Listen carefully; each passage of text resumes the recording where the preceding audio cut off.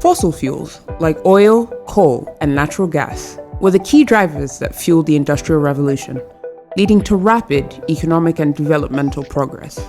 However, in the past 50 years, we have become acutely aware of the environmental consequences of this industrialization: climate change.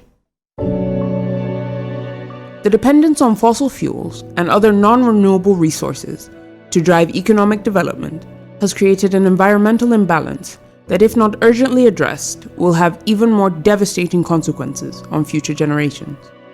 So, what is climate change? Climate change, or global warming, refers to the sustained rise in global temperatures brought on by human activities.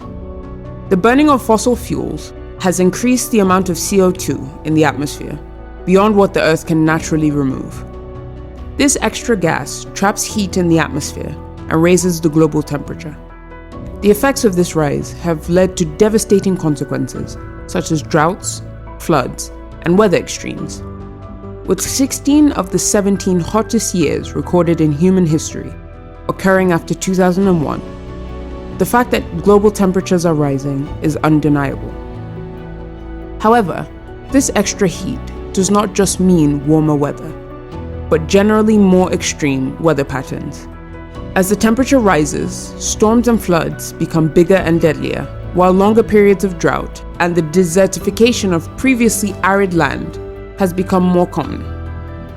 Unfortunately, climate change is not just affecting the environment, but is also having a lasting impact on our society. Frequent extreme weather events are leaving populations vulnerable to illness and death, and heat waves and drought episodes are disrupting food systems, as rainfall is essential to grow crops for food and for livestock to graze on. These droughts lead to hunger and malnutrition, like that seen in Sudan, where 2.8 million people experience the effects of drought every year. People most vulnerable to the effects of climate change are populations living in low-lying nations, as they experience most of the effects of more extreme weather. Studies have shown that women in particular are affected greatly by the impact that weather has on socioeconomic development.